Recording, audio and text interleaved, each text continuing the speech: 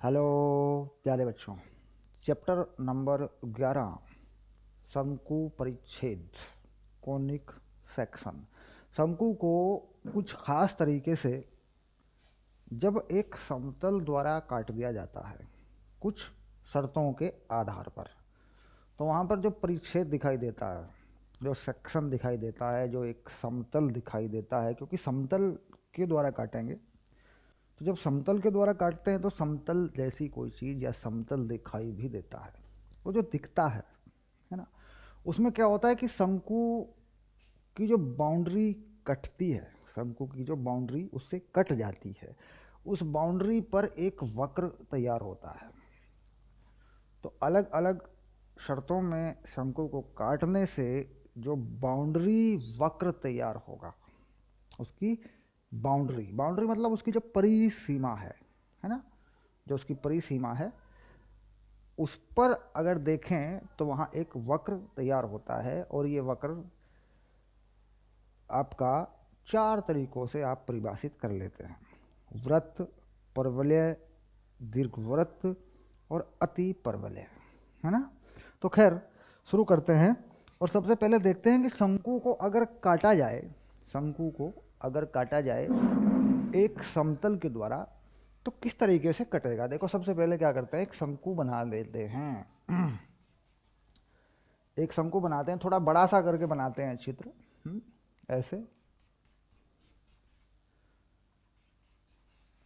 और ये जो होता है ये बेटा, ये से कहते हैं अल्फा यानी शंकु कोण। और इस रेखा के, ये जो ऊर्ध्वाधर रेखा है, इस रेखा के चारों तरफ जिस रेखा को घुमाया जाता है इसे कहते हैं जनक, मतलब शंकु की जनक यानी जनरेटर। और ये शंकु कोण है, इसे कहते हैं अर्ध शंकु कोण। अल्फा को क्या बोलते हैं? अर्ध शंकु कोण। ठीक। अब यहाँ पर इस शंकु को कुछ इस तरीके से बना लेते हैं हम, कुछ ऐसा। और काटते हैं, मान लीजिए कुछ इस तरीके से एक समतल बना लें, ऐसे। ये समतल बना लिया देखो मैंने। और इस समतल में सबसे पहले मैं क्या करता हूँ, इस अल्फा के बराबर कोण पर ही काट देता हूँ दिखाने के लिए, है ना भाई। इसके इस रेखा के समांतर मैं एक रेखा खींच देता हूँ, ऐसे, यूँ, ऐसे। तो ये जो कोण है जिस पर सबसे पहले मैंने काटा है, लगभग इसे कहते हैं बीटा। और मैंने लगभग अल्फा और बीटा बराबर करके काट दिया, बाकी शर्तें हम बाद में बना लेंगे। ये बीटा कम होगा, ज़्यादा होगा, 90 अंश होगा, उस पर फिर अलग अलग चीज़ें आपको दिखाई देंगी। तो यहाँ से अगर इस चीज़ को मिलाकर देखें ऐसे, क्योंकि ये तल है, जिस तल से काटा है ये वो तल है, इस तरीके से ये इस तल द्वारा काटा गया है, ऐसे, है ना। तो ये तल जब इसे काटेगा, मतलब जैसे सीधा काट दिया, तो आपको ये चीज़ दिखाई देती है, ये वाली, ये बाउंड्री, ये वाली बाउंड्री दिखाई देती है। और इस बाउंड्री के अंदर ये हिस्सा इस तरीके से कटा हुआ हिस्सा दिखाई देता है, ऐसे, ये वाली चीज़।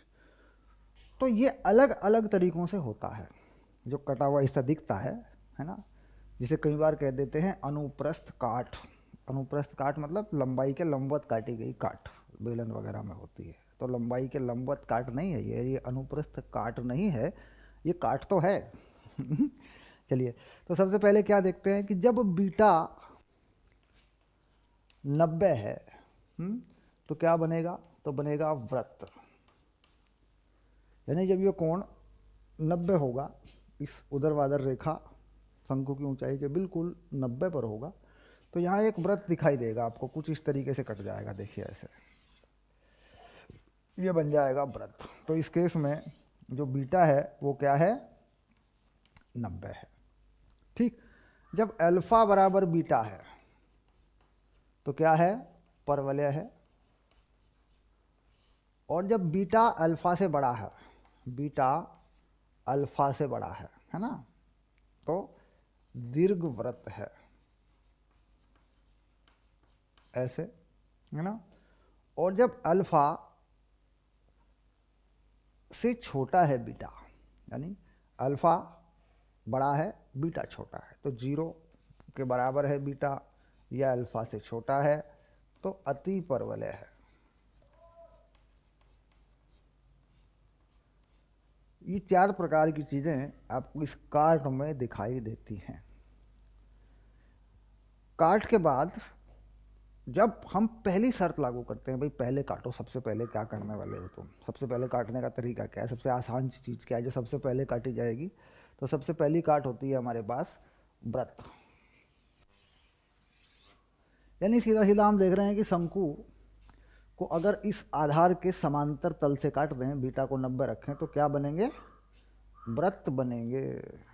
ओके, तो हम सबसे पहले जो पढ़ते हैं इसमें वृत्त पढ़ते हैं, उसके बाद फिर परवलय पढ़ लेते हैं, फिर दीर्घवृत्त पढ़ लेते हैं, फिर अति परवलय पढ़ लेते हैं। ठीक, तो इंट्रोडक्शन हो गया, वह शंकु की काट है और पहली चीज़ जो है हमारे पास वृत्त है। ठीक, तो हम शुरुआत करेंगे वृत्त के बारे में। ओके, शाबाश।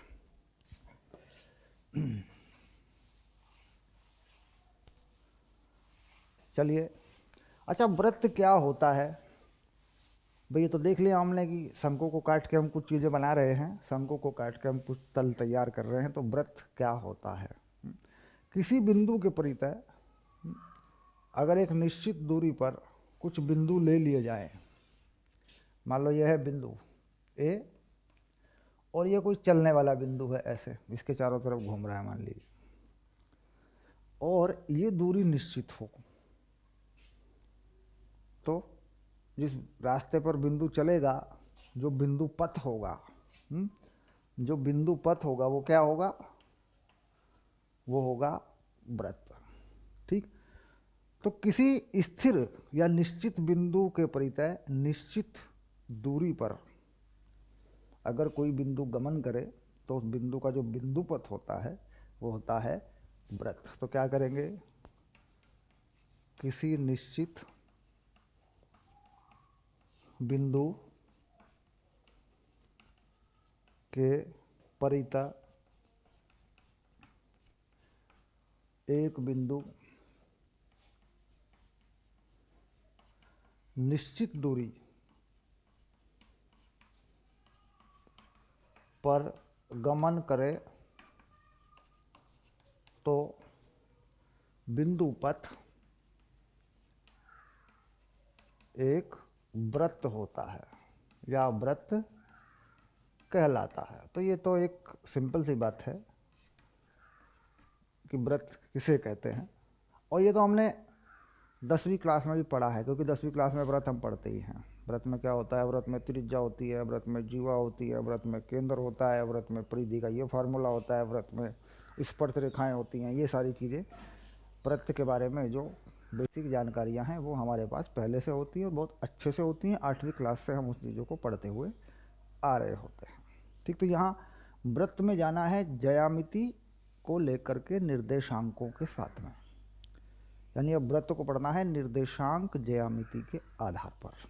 ठीक, अब आता है कि जो बिंदु पथ है, इस बिंदु पथ का समीकरण क्या है, यानी व्रत का समीकरण क्या है, व्रत का समीकरण क्या है, यानी x और y में क्या संबंध है।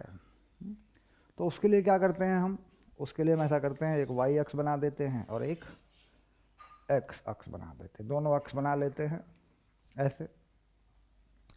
और कोई भी बिंदु जो वृत्त पर चल रहा है उसको हम x, y मान लेते हैं, चलने वाला बिंदु, यानी x का मान जो भी रखें, y का मान जो भी रखें, और जो केंद्र है उसके निर्देशांक को हम अपनी सुविधा के लिए h के मान लेते हैं, और कुछ मानना हो वो भी मान सकते हैं, h के मान लेते हैं, कई बार g और h भी मान लेते हैं, g और h मान लेते हैं, कुछ और भी मान सकते हैं, है ना।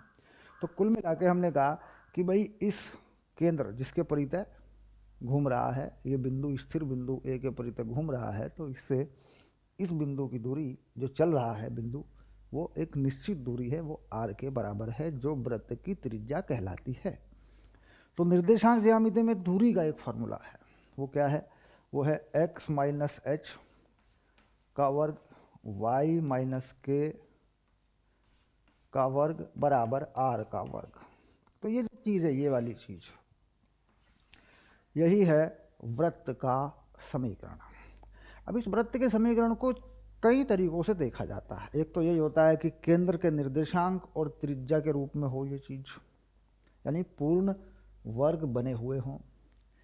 एक होता है कि ये खोल दिया गया है, इसको पूरे के पूरे को खोल दिया गया कुछ इस तरीके से, x square plus h square minus 2xh plus y square plus k square minus 2y k बराबर आर स्क्वायर। तो कुछ इस तरीके से लिख दिया गया, x square plus y square minus 2xh minus 2y k, इसके बाद h के r। ठीक, तो इधर जोड़ दिया गया, लिख दिया गया, इसको इधर जोड़ देते हैं, H square plus k square minus r square बराबर 0, है ना। तो वृत्त के समीकरण में अब देखना पड़ता है हमें कि वृत्त का समीकरण हमें इस रूप में बना के देना है या किसी सवाल में इस रूप में दिया गया है, या फिर इस रूप में दिया गया है, या फिर इस रूप में हमें उसे बना के देना है। तो ये इस तरीक़ों से वृत्त का समीकरण हो सकता है। तो वृत्त के समीकरण में जो पहचान है, यहाँ हो चाहे यहाँ हो, उसमें एक सिंपल सी चीज़ आपको देखनी पड़ती है कि जो एक्स स्क्वायर है या वाई स्क्वायर है, सबसे पहला जो काम करते हैं आप, उसके गुणांक यहाँ 1 1 होने चाहिए। अगर मान लीजिए किसी समीकरण में वृत्त का समीकरण इस प्रकार लिख दिया जाता है कि यहाँ 1 नहीं है, जाहिर सी बात है कि यहाँ दोनों जगह एक ही नंबर होगा, 1 नहीं है, तो इसको उस संख्या से भाग कर लेंगे पूरे के पूरे समीकरण को, और उसे इस रूप में लेके आते हैं। अगर इस रूप में ले आते हैं मान लीजिए हम, तो हमें उसकी त्रिज्या या उसकी त्रिज्या की जानकारी या उसके केंद्र के निर्देशांक, जो भी हम जानकारी चाहते हैं, वो सारी चीज़ें हमें यहाँ से फिर मिल जाती। तुलना करने पर हम देख लेते हैं, और इस रूप में है तो इस रूप में आसानी से हमें सारी चीज़ें अपने आप ही दिखाई दे जाती हैं। तो चलिए, वृत्त का समीकरण सबसे पहले मैं सिंपल फॉर्म में लिखूंगा, सरल रूप में लिखूंगा सबसे पहले। अब जैसे उन्होंने कहा कि साहब एक वृत्त है हमारे पास जो है x प्लस 2 का वर्ग y माइनस 3 का वर्ग बराबर 4 का वर्ग। ये मान लीजिए हमारे पास एक वृत्त है।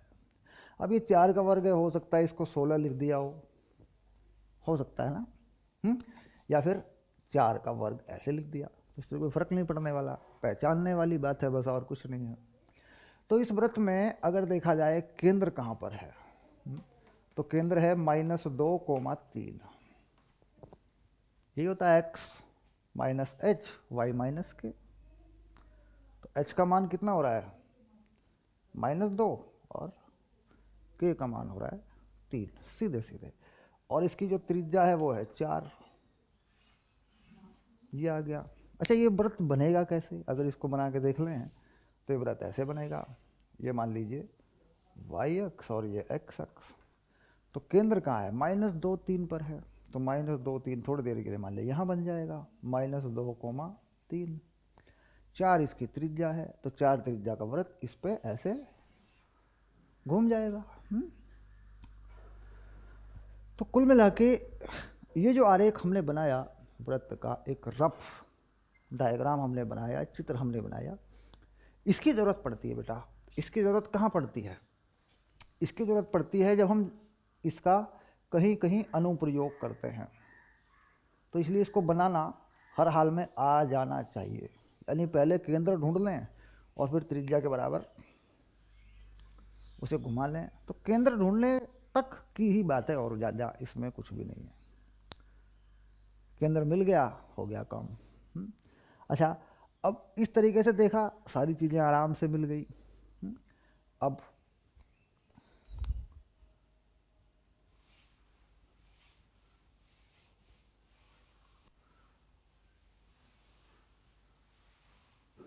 थोड़ा और देख लेते हैं, एक एग्जाम्पल और देखते हैं। 2x² plus 2y² minus 8xh minus 6y 8x है ना, 6y प्लस यहाँ जो नंबर है वो कुछ लिख दिया मैंने, मान लीजिए मैंने लिख दिया 25 बराबर 0, ऐसा लिख दिया। देखो ये पूरा का पूरा नंबर आप जान रहे हैं, ये पूरा का पूरा नंबर अचर है, h भी है, k भी है, r भी है। इसमें y के साथ जो नंबर है ये -2k है, यहाँ लिखा है। x के साथ जो है, मतलब ये पूरा इस तरीके से लिखा है कुल मिला के। तो इसमें भी वही पूछ रहे हैं कि भाई इसका केंद्र क्या होगा और इसकी त्रिज्या क्या होगी, दो बातें पूछ रहे हैं। ओके, तो क्या करेंगे सबसे पहले बताइए। वो कन्फ्यूज़न मैं हटा दूंगा बेटा, जहाँ जहाँ सवाल फंस सकता है, गलती हो सकती है। देखो यहाँ ये कुछ वृत्त का नियम नहीं है ये इस तरीके से लिखने का। y के साथ में 2 है या x के साथ में 2 है तो ये नहीं होना चाहिए। देखो गुणांक नहीं होने चाहिए, गुणांक होना चाहिए 1। तो क्या करें, इस पूरे समीकरण को 2 से भाग कर लें। तो हो गया x² plus y² minus 4x minus 3y plus 25/2 बराबर 0। ये हो गया ऐसे, ठीक। अब इसके बाद यहाँ जो नंबर है -4x, ये होता है -2xh। केंद्र के लिए यहाँ से h आता है। ये जो नंबर होता है -3y, ये होता है -2y के, ऐसा तुलना करने पर साफ साफ यहाँ से दिख जाता है। देखो तो यहाँ से h आ जाता है। देखो यहाँ से h की वैल्यू कितनी आ गई, 2 आ गई, और यहाँ से y हटा लें मान लीजिए तो k की वैल्यू आ गई 3/2। तो केंद्र जो आ रहा है वो कितना आ रहा है, 2,3/2, ये केंद्र आ रहा है। यानी h और k के मान यहाँ से निकल के आ रहे हैं। अब ये जो पूरी वैल्यू है h² plus k² minus r², ये पूरी वैल्यू यहाँ पर लिखी हुई है 25/2, है ना। तो अब इसमें क्या करेंगे, इस वाली चीज़ में यहाँ से हमें क्या मिलेगा, हमें यहाँ से त्रिज्या मिल जाएगी। अब त्रिज्या के लिए क्या करते हैं, h का मान रखेंगे, k का मान रखेंगे और इसे 25/2 के बराबर रखेंगे तो r का मान आ जाएगा, है ना। तो r का मान कैसे निकला, इसको भी जरा एक बार देख लीजिए। जो अचर नंबर है ये, है ना, ये मिला है यहाँ पे 25/2, तो इसको लिख देते हैं 25/2। किसके बराबर है, h का वर्ग k का वर्ग। तो h का वर्ग कितना हो गया 4 और k का वर्ग कितना हो गया 3/2। ये देखो 3/2 आया, तो ये हो गया 9/4। k का वर्ग 9/4, k का मान 3/2 आया, माइनस r², ऐसा, ठीक। अब अगर यहाँ से r का मान धनात्मक नहीं आता, r का मान मान लीजिए पॉजिटिव नहीं आता, r² का मान मान लीजिए पॉजिटिव नहीं आता, तो समीकरण वृत्त को निरूपित नहीं करता, समीकरण वृत्त को निरूपित नहीं करता। अब देखो यहाँ से क्या होगा, 4 चौक 16 और 9 25/4 माइनस 25/2 बराबर r²। तो r² हो गया बेटा -25/4, ठीक। तो अगर ये स्टोरी हो जाती है तो वृत्त नहीं बनेगा, यानी समीकरण वृत्त को निरूपित नहीं करेगा, क्योंकि इसकी जो त्रिज्या है वह वास्तविक मान नहीं है ना। पता चल जाएगा ना। तो कैसे पता चलेगा, मान लो एक समीकरण वृत्त को निरूपित करता है कि नहीं करता है, तो उसमें r का मान 0 या 0 से बड़ा होना चाहिए। r का मान जो होना चाहिए 0 या 0 से बड़ा होना चाहिए। तो 0 तो होना ही नहीं चाहिए, 0 पे तो वृत्त बनेगा ही नहीं, त्रिज्या 0 हो गई। कुल मिला के लिखते हैं कि 0 या 0 से बड़ा होना चाहिए, ठीक। तो अब देखो ये व्रत बना ही नहीं, तो इसका मतलब हो गया सीधे सीधे फंडा हमारा क्लियर हो गया, हमारी बात समझ में आ गई कि ये समीकरण व्रत को निरूपित नहीं करता। लग तो रहा है कि ये व्रत का समीकरण है, लेकिन इसमें त्रिज्या निकल के आती नहीं है, त्रिज्या का मान इसमें पॉजिटिव धनात्मक निकल के आता ही नहीं है। चलिए अब इसके बाद देखते हैं सवाल। तो व्रत के बारे में छोटी छोटी सी जानकारी हो चुकी है, इसके बाद लंबी कहानियां नहीं बनाएं, समीकरण कैसे बने ये भी क्लियर हो गया, चित्र कैसे बनता है ये भी क्लियर हो गया। आगे बढ़ते हैं, शाबाश।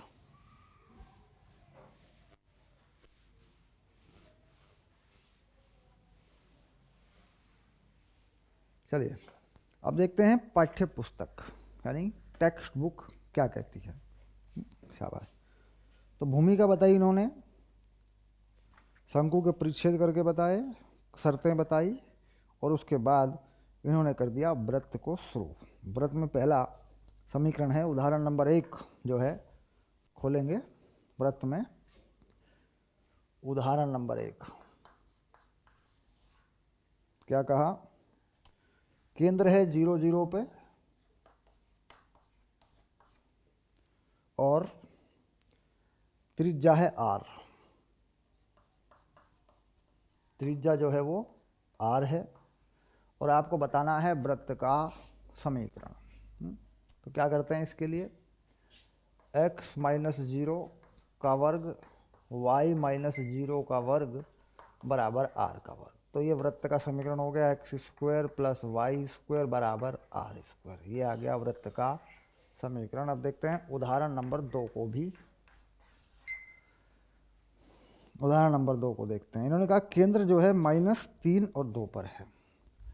उदाहरण नंबर 2 में जो केंद्र है -3, 2 पे है, त्रिज्या जो है r जो है वो 4 है, तो ये हो जाएगा x प्लस 3 और y माइनस 2 और 4 का वर्ग। देखो ये हो गया इसका उत्तर। अब इस वर्ग को खोल दो, सही करके लिख दो x y और जो भी हैं चीज़ें, तो ये उस रूप में भी आ जाएगा जिस रूप में जनरली व्रत लिखे जाते हैं। अब आया उदाहरण नंबर 3। इन्होंने कहा एक व्रत है हमारे पास, उदाहरण नंबर 3 पे चलेंगे बेटा, x square plus y square plus 8x plus 10y minus 8 बराबर 0। तो यहाँ क्या करना है, इसका केंद्र है और इसकी त्रिज्या है। ये दो चीज़ें अक्सर आपसे पूछी जाती हैं छोटे लेवल पर, बेसिक लेवल पर। बड़े लेवल पर जाएंगे, प्रतियोगी परीक्षा में जाएंगे, तो अपने कोर्स में एक होमवर्क शीट होती है, उसको ज़रा ठीक से डन करेंगे बेटा। होमवर्क शीट को ओके करेंगे, उसको पढ़ेंगे, देख लेंगे इसमें कैसे कैसे सवाल मैंने आपको दिए हुए हैं। खैर अब इसमें क्या रहेगा, देखो यहाँ जो नंबर है 8x, ये कितना होता है -2xh, ये है 8x के बराबर, -2ky ये है 10y के बराबर, और h square plus k square minus r square ये है -8 के बराबर। तीन चीज़ें तुलना करने पे प्राप्त हो जाती हैं। अब इन तीन चीज़ों को हल करके वो चीज़ निकाल लीजिए जिसकी आपको ज़रूरत है। देखिए यहाँ से अगर देखेंगे तो h का मान आएगा -4, यहाँ से अगर देखेंगे तो k का मान आएगा -5। यहाँ पर अगर इन मानों को लगा देंगे तो 4 का स्क्वायर 16, 5 का स्क्वायर 25 माइनस आर स्क्वायर बराबर 8 माइनस का, तो आर स्क्वायर हो गया 16 प्लस 25 प्लस 8, तो 8 और 16 ये हो गया 24 और ये हो गया 25, ये हो गया 49, तो आर हो गया 7। आर का मान आ गया। तो इस तरीके से मतलब एक सिंपल गणित के द्वारा समीकरण में देख लिया जाएगा कि उसका केंद्र कहाँ है, उसकी त्रिज्या कितनी है, और उसके बाद फिर ये अनुमान भी लगा लिया जाएगा कि वो वृत्त दरअसल बनता किस तरीके से है। अब जैसे इस वृत्त की बात करें पहले उदाहरण में, तो मूल बिंदु पे केंद्र है तो ऐसा बनेगा, यहाँ बनेगा। इसका केंद्र -3 2 पर है, -3 2 पर है, तो ये कुछ यहाँ बनेगा ऐसे। इसका केंद्र -4 -5 पर है, इसका केंद्र जो है यहाँ कहीं है ना, तो ये कुछ यहाँ के परित है ना, तो ये कुछ यहाँ बनेगा ऐसे। तीसरे चतुर्थांश में केंद्र है ना, तो ये कुछ ऐसा यहाँ बनेगा। मतलब सिंपल सी चीज़ें हैं, कोई ज़्यादा झंझट नहीं है। केंद्र फिक्स करने के बाद फिर वो त्रिज्या घुमा दी जाए तो वृत्त पता लग जाता है। ठीक, अब आता है कि कोई वृत्त, इम्पॉर्टेंट चीज़ क्या है कि कोई वृत्त x अक्ष पर या y अक्ष पर कैसे काटता है। y अक्ष पर कोई अगर कोई जीवा को कोई वृत्त काटता है, या x अक्ष पर अगर कोई वृत्त जीवा को काटता है, तो उस जीवा की जानकारी हमारे पास होना ज़रूरी है, ताकि हम थोड़ा सा प्रतियोगी परीक्षाओं की तरफ भी सोच लें। ठीक, स्पर्श रेखा एक होती है वृत्त की स्पर्श रेखा, तो उसके बारे में भी बताएंगे। लेकिन पहले हम बात कर लें वृत्त की जीवा जो x या y अक्ष पर काटा गया एक टुकड़ा है, एक अंतःखंड है।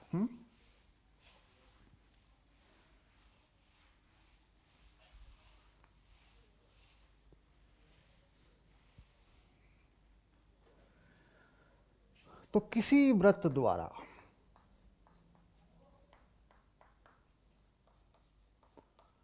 x अक्ष तथा y अक्ष पर काटी गई जीवा की लंबाई, कोई वृत्त है मान लीजिए, तो ये कुछ इस तरीके से होता है। देखो, मान लीजिए कोई वृत्त हमने ऐसे घुमा दिया यूँ, तो अगर मैं बात करूं x अक्ष पर काटी गई जीवा, तो ये है x अक्ष पर काटी गई जीवा, इसे मैं कह रहा हूं dx। x अक्ष पर काटी गई जीवा की लंबाई कितनी कह रहा हूं मैं, dx। तो ए बी, ओके, शाबाश। तो मुझे पता करनी है कि ए बी क्या है, x अक्ष पर काटी गई जीवा की लंबाई क्या है। तो मैं जान रहा हूं कि मान लीजिए कोई वृत्त है x माइनस एच का स्क्वायर, y माइनस के का स्क्वायर और r का स्क्वायर। अगर ये x अक्ष पर कहीं काटता है, प्रतिच्छेद करता है x अक्ष को, तो इसमें y का वैल्यू 0 होगा।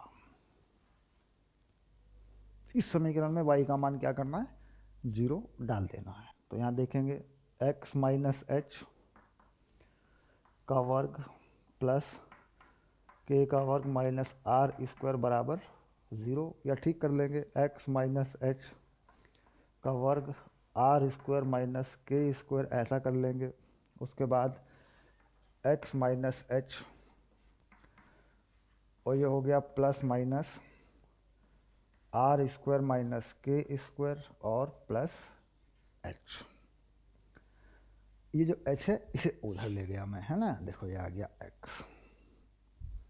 तो मुझे एक x1 मिल जाएगा, इसको प्लस मानने पर आर स्क्वायर माइनस एच के स्क्वायर प्लस एच। एक मुझे x2 मिल जाएगा, इसको माइनस मानने पर, यानी ये प्लस माइनस हो रहा है ना, इसको नेगेटिव मानने पर h। ओके, अब बात आती है साहब x1 और x2 को अगर मैं जोड़ दूं, x1 और x2 को अगर मैं जोड़ दूं तो मुझे क्या मिलता है, ये वाली चीज़ मिल जाती है। लेकिन यहाँ का अगर निर्देशांकों की दृष्टि से देखूं तो मुझे घटाना पड़ेगा। अगर निर्देशांक को भी देखो यहाँ पे तो जुड़ जाएगा, मान लीजिए ये निर्देशांक जो है, ये दूरी जो है मान लीजिए x1 है, तो इसे मान लिया मैंने x1 कोमा 0, इसको मान लिया मैंने x2 कोमा 0। पर वास्तविकता क्या है? वास्तविकता है तो घटा ना हुआ है, घटा हुआ है ये, ठीक। तो जीवा ए बी की लंबाई यानी डी एक्स जिसको लिखा जा रहा है, ये हो रहा है x1 माइनस x2, और इसका मापांक मतलब जो भी मान बनेगा उसे हम प्लस में ही लिखेंगे, जीवा की लंबाई है। तो इसमें से इसे घटा दूंगा तो ये तो एच कट जाएगा, ये डबल हो जाएगा, तो ये हो गया 2 वर्गमूल r square minus k square, है ना, ये आ गया देखो। और इसके क्योंकि ये हर हाल में पॉजिटिव ही होना है, तो ये हो गया डी एक्स। ओके, तो ये है एक्स अक्ष पर काटी गई जीवा की लंबाई। अच्छा, अब ये फॉर्मूला बता रहा है कि वाई अक्ष पर जीवा की लंबाई, इससे निकल जाएगा ना, बताओ कैसे निकलेगा भाई। इसमें क्या आया, are square minus k square आया, तो उसे क्या कह रहे हैं, डी वाई। उसमें क्या आएगा, 2 वर्गमूल r square minus h square. समझ रहे बात को, मतलब उसको ड्राइव नहीं करना पड़ा। ये क्या है, ये वाई अक्ष पर जो काटी गई जीवा की लंबाई, ये क्या है, ये है डी वाई। मतलब इसको सिद्ध नहीं करना पड़ा, इसको निकालना नहीं पड़ा, क्योंकि फॉर्मूला बता रहा है कि एक्स अक्ष पे जो है वो are square minus k square है ना, यानी वाई अक्ष वाला निर्देशांक इसमें से घटा है। अच्छा, और अगर वाई अक्ष पे निकालूं तो r square minus h square हो जाएगा है ना, मतलब यहीं पे मैंने बदल दिया चीज़ को, ये देखो ऐसे, ठीक। तो ये बनाने का तरीका है, या इसको याद करना है, या इसको बनाना सीखना है। एक बार बना के देख लेंगे तो याद हो जाएगा।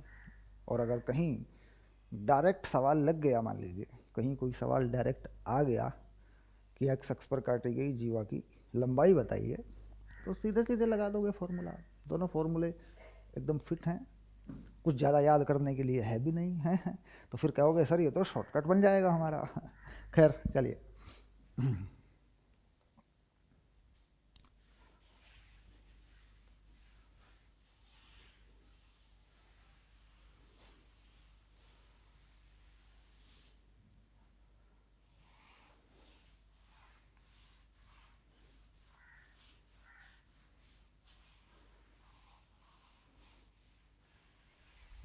अब आता है अलग अलग परिस्थितियों में वृत्त के समीकरण कैसे दिखाई देते हैं।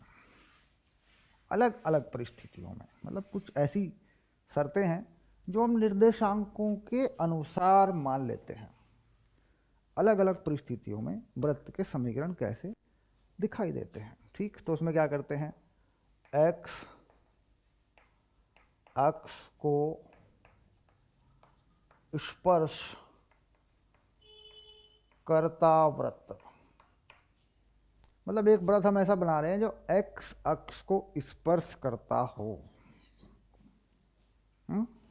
चलिए, अब एक्स अक्ष को स्पर्श करता वृत्त,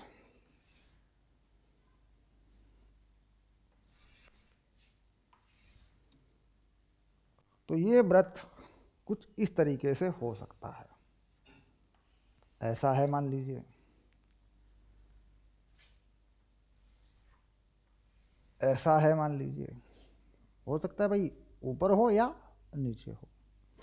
और इसमें भी यहाँ प्रथम चतुर्थांश में इसका केंद्र हो, द्वितीय चतुर्थांश में इसका केंद्र हो, नीचे की तरफ हो, तीसरे में इसका केंद्र हो, या चौथे में इसका केंद्र हो। तो एक्स अक्ष को स्पर्श करता हुआ वृत्त, ठीक। तो इसका जो केंद्र होगा, चाहे वो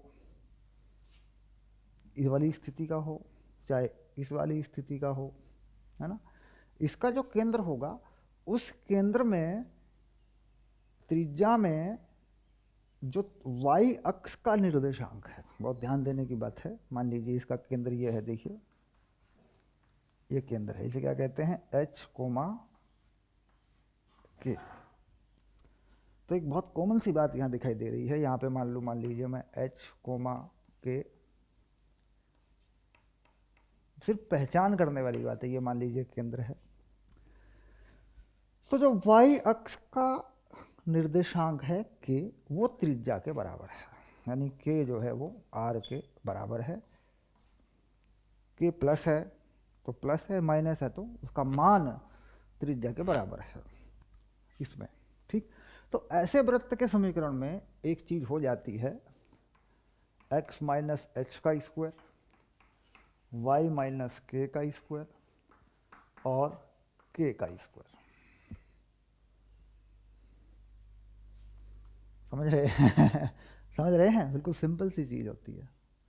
बाकी h जहाँ भी हो, k जहाँ भी हो चाहे कहीं भी, लेकिन इसमें यह शर्त होती है कि ये वृत्त जो है x अक्ष को स्पर्श करेगा, पक्का है ना।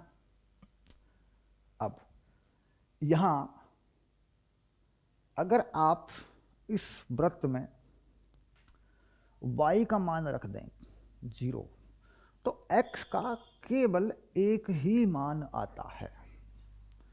मान लीजिए मैं, देखो इस समीकरण में y का मान 0 रख दूं तो क्या होगा, x का केवल एक ही मान आता है। भाई सामान्यतया अगर ये वृत्त ऊपर होता या नीचे होता तो दो जगह काटता इसको एक्स एक्सिस, जैसा कि हम अब तक बनाते रहे। लेकिन इस वृत्त में x का एक ही मान आएगा।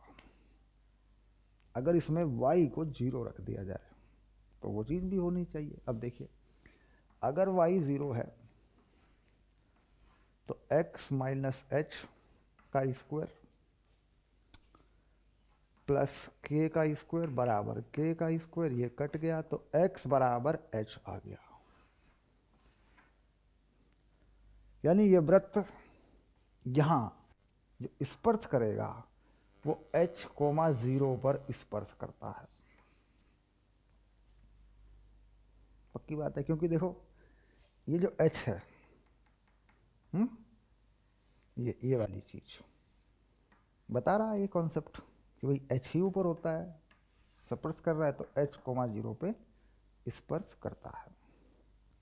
खैर, ये बातें जो हुई ये उस वृत्त की हुई जो x अक्ष पर स्पर्श करता है।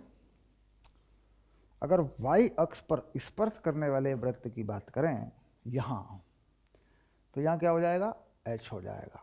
और वो स्पर्श कहाँ करेगा, y बराबर k पे स्पर्श करेगा। यानी ये की जानकारी जो x के लिए है ये बिल्कुल उल्टी हो जाएगी अगर y अक्ष को स्पर्श करेगा। तो वो हमारा माइंड है, ऑटोमेटिकली उस कहानी को बताने की ज़रूरत नहीं है, हमारा माइंड ऑटोमेटिकली पकड़ लेता है कि यार एक्स अक्ष पे अगर ऐसा हो रहा है, ये चीज़ें यहाँ आ रही हैं, तो जब वाई अक्ष पे स्पर्श करेगा तो ये सब चीज़ें किस प्रकार बदल जाएंगी, ये डाटा किस प्रकार बदल जाएगा। चलिए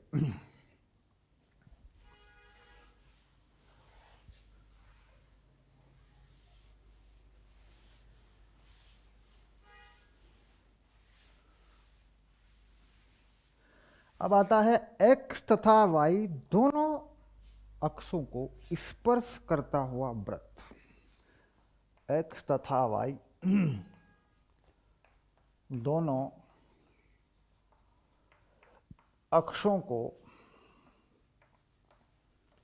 स्पर्श करता हुआ वृत्त।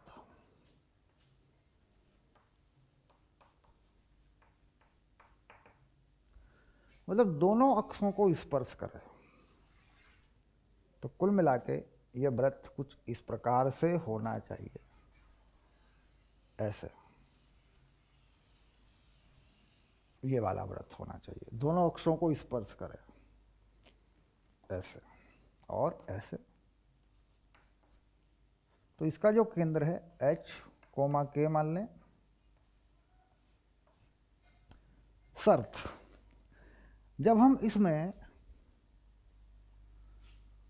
y का मान 0 रखते हैं यहां, तो हमारे पास एक ही मान आता है जो हम कह रहे हैं h कोमा 0 पे स्पर्श करता है। चाहे देख लो समीकरण के हिसाब से भी दिखाई दे जाता है, क्योंकि अभी अभी हमने बताया कि अगर x अक्ष को कोई वृत्त स्पर्श करता है तो उसमें h का एक ही मान आता है, वो होता है h,0 और ये मान हो जाएगा, यहाँ की वैल्यू हो जाएगी 0,k। तो ऐसे वृत्त की त्रिज्या अगर हम निकालना चाहते हैं, ऐसे वृत्त की त्रिज्या, तो यहाँ h और k के मान बराबर रहते हैं, क्योंकि देखो ये भी त्रिज्या है, ये भी त्रिज्या है, इसी को हमने r मान लिया, तो r बराबर h बराबर k।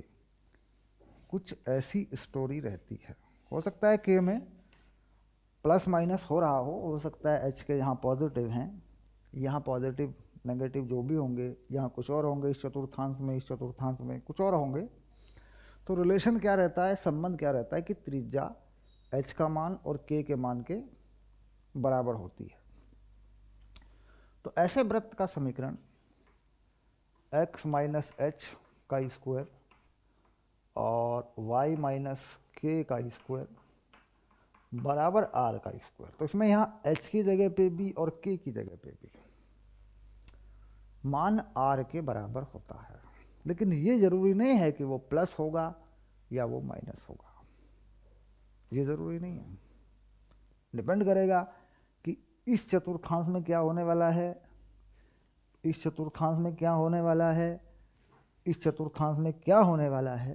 तो यहाँ जो चीज़ें हैं वो प्लस माइनस होंगी, वो प्लस माइनस होंगी, लेकिन मान जो है सेम रहेगा। ठीक, यानी मैं मान लूँ कि प्रथम चतुर्थांश में है तो त्रिज्या कितनी है r, तो x माइनस आर का स्क्वायर, y माइनस आर का स्क्वायर बराबर r का स्क्वायर। ये हो गया प्रथम चतुर्थांश।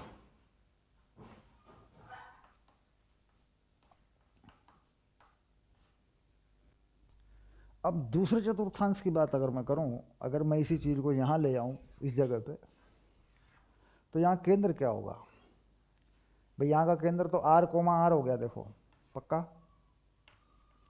यहाँ का केंद्र होगा minus r comma r, x minus में होगा, y प्लस में होगा,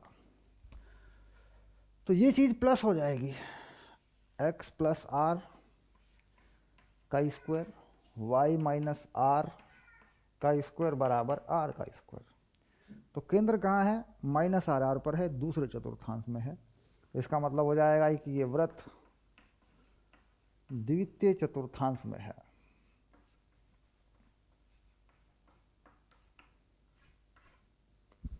इसी प्रकार यहाँ प्लस माइनस बदलते चले जाएंगे, जैसे हम तीसरे चतुर्थांश में जाएंगे या उसके बाद चौथे चतुर्थांश में जाएंगे। ठीक, चलिए